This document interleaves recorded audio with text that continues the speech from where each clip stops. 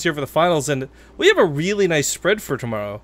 Yeah, I guess Snoot and Wellmoo. Like, we already have one of each race. And then, of course, get a little bit of Zerg peppered on top of that, guaranteed from this match. But some really good, fantastic players and some good games so far today. I hope you guys have enjoyed them, of course. And, well, without further ado, for the JORD Invitational Day 1, it's the last best of 3. It's the finals of the North American group. And spawning here towards the south, it's going to be Complexity's orange Zerg player, Moosegills.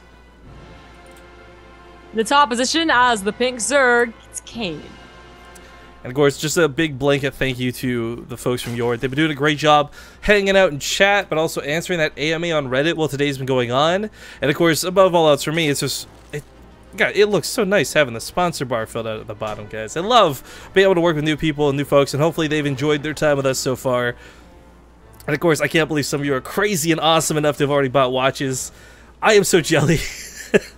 I think the next time we do casting, we'll have to charge them a watch as a fee or something. Because some of them look so freaking sick.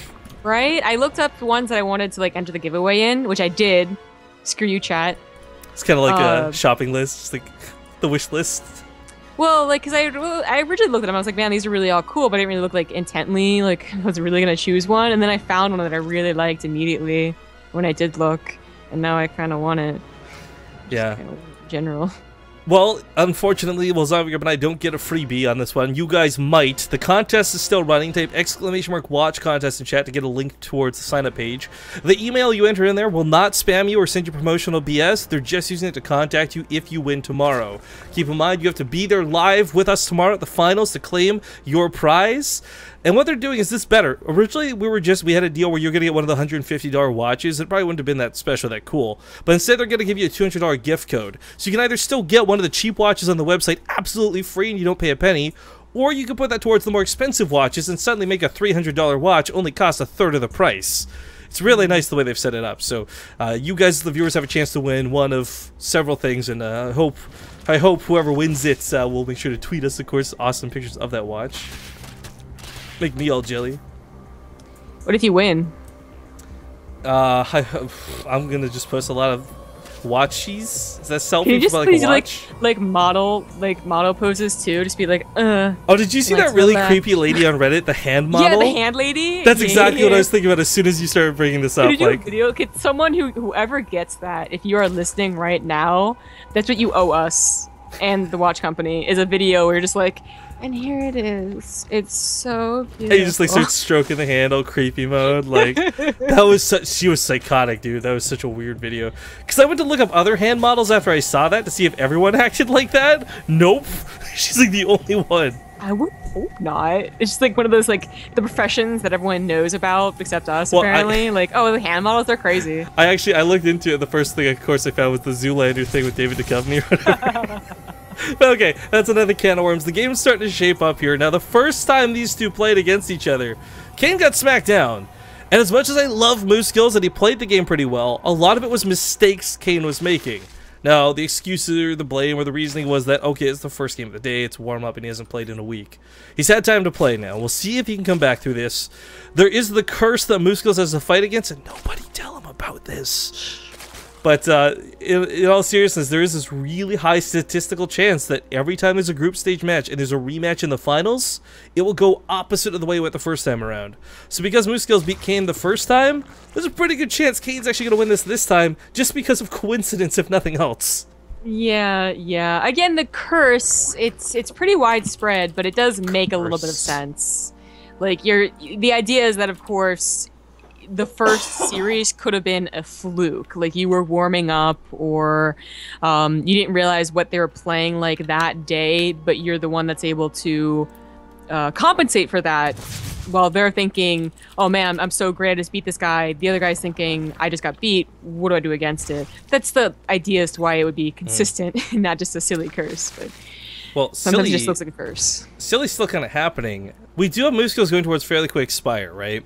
And this might be like Bly styles. You get 8 meters out and do a lot of damage with them, right?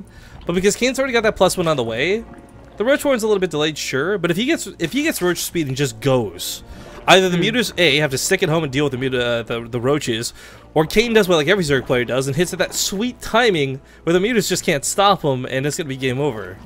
Yeah. You know, Kane is getting quite a few roaches. This is what he did last time on Van Eye, right? Remember? Like, Moosegills was going for a very big Ling attack, and it was really nice that Kane didn't go for a third base, because it would have been canceled, no problem, and then the hole would have been open as natural. Do the same thing here. He's got a very nice defensive setup on 2 bases. Sure's economy won't be as evenly spread out in 3 bases as Moosegills as quickly, but you know, it'll get there eventually, and you know that you're safe. And it looks like he will not be moving out to do that very important timing.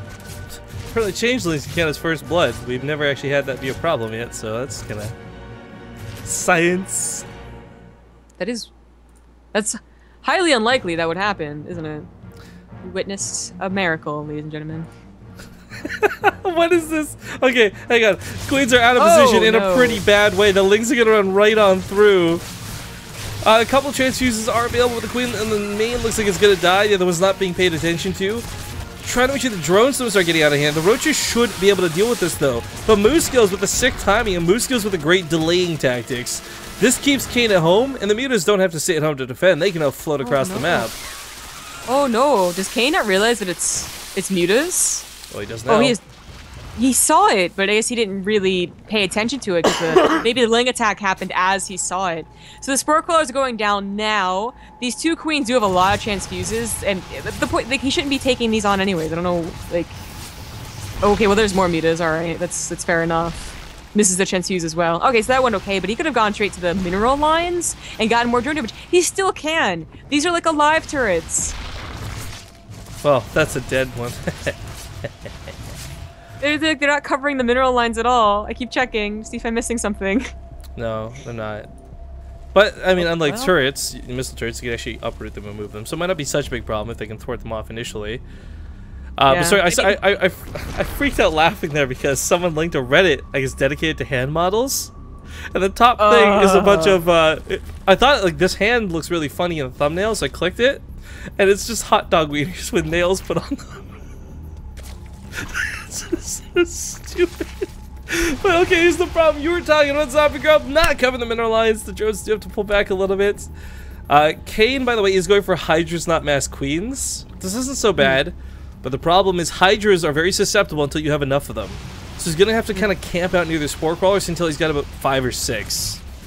Yeah, and there is one good thing about the Spore Crawlers, and that the feeling of being trapped back here is pretty strong. It's just that Van Eye is an okay map to be trapped behind a natural. There's so much dead space.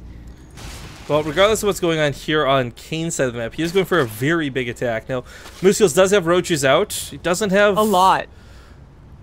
Moosegills is like way up in supply. Yeah. I didn't realize how quickly they boosted up there. It's not just that he has a lot. I mean, it's not... We saw this earlier, right, where the upgrades were a huge difference. Kane comes in with 2-2, Moosegills is on 2-0, and number difference is hard to make up. Moosegills is on equivalent upgrades with way more roaches. Again, so much of this was like, you know, spending a lot of larvae, replacing drones, putting new spore crawlers down. Lots of things just kind of, quote-unquote, waste on Kane's side of the map, but like necessary defenses. Yeah. I mean, 15 drones doesn't sound like a lot, but at the time that they happened, it would have been like maybe 10 because the muta's got a few more, but it still hurts. And there's also the chance that Kane didn't realize he was transferring over to roaches until it was already like a little too late. Like he already over, you know, valued the spore crawlers and the queens. Well, but it's always so bad. Transfuses are great to begin with. Defender's advantage though might be enough for Kane to hold on. That's a big maybe. They'll put an asterisk next to it because even if he kills the roaches, there's still the mutas to deal with, and he's just gonna call it GG. Moosegills is gonna take game number 1 here in the finals.